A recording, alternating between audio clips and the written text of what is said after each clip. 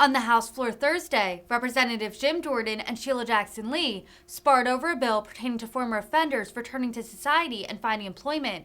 The Texas Democrat called out Jordan's language about ex-offenders, stating that it, quote, triggered fear, apprehension, and distaste. Jordan defended his stance, though Jackson Lee pushed back, stating that a lawmaker can, quote, always find just a sliver to oppose. Watch the exchange now. Madam Speaker, there lies the key element to my friends who are ignoring the fact that this one-stop legislation has bipartisan support. It means that someone who was in opposition to my party, my caucus, supports this. The work that Ms. Bass did with all of us was a bipartisan effort. And the reason is because this is an investment. And friends keep talking about grants. And so it is the grant that continues to be the line of argument and the, how should I say it, the bee sting. And they're wrong, because grants have oversight. Grants require these organizations to apply and present the best practices, the best evidence. And so I'm very glad that it is a grant, but it also gives those with broad needs across the land the fair opportunity to apply for a grant to be able to have these kinds of programs.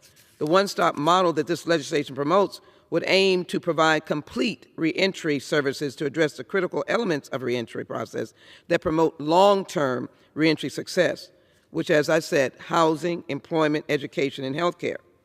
The bill will ensure that returning citizens can effectively access the services funded through the many bills that we've tried to work on.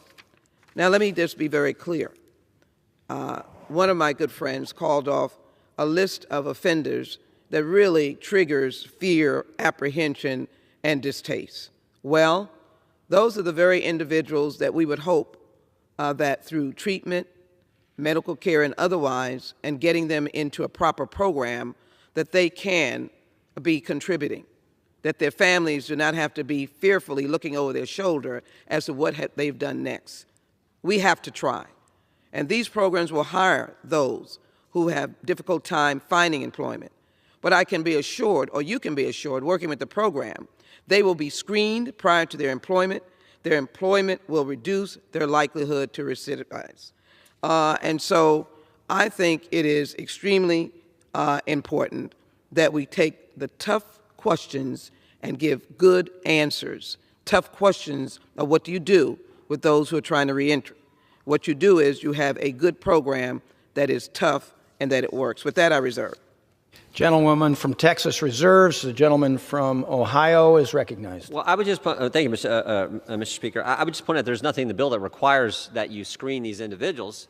It says you're supposed to hire these folks with that past criminal record to answer the hotlines. That's what the bill says. If you want to amend it, say no, they got to be screened even more before you're going to let them answer the phone. That's not what the legislation says. Mr. Speaker, we reserve. Gentleman reserves. The gentlewoman from Texas is recognized. Just in a moment, let me indicate that you can always find just a sliver on which to oppose. I hold in my hand a whole list of Republicans that believe the bill works and should work. So that we should take off the table. Republicans and Democrats support this legislation. And then I can assure you that people answering the phone will not be randomly answering the phone. They'll be under a supervised program as this program relates.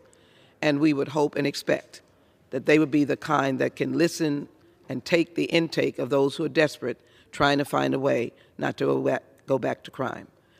With that, Mr. Speaker, I have no further speakers, and I'm prepared to close. Gentlewoman reserves. The gentleman from Ohio is recognized. Does the gentleman from Ohio have any further speakers? Nope. Gentleman to close. Thank you, Mr. Speaker. Again, I would just point out that's not what the legislation says. It says the Attorney General shall give preference for hiring folks that I described in my opening statement to answer these hotlines. So again, what the gentlelady from Texas, my friend, said is just not accurate. It's not doesn't reflect what's in the bill itself. That's not the first thing she said today that's not accurate. She said earlier, she made a statement, I wrote it down, isolated programs will not help Americans. How do you know? Which isolated programs are you talking about?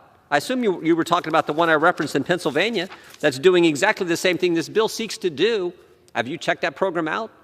If they don't help Americans, who do they help? Are they helping illegal immigrants? I don't know. Who do they help out? So again, all I'm saying is it's important when we have these debates, we stick to the facts. For the reasons we've outlined before, Mr. Speaker, we oppose the legislation. Yield back the balance of our time.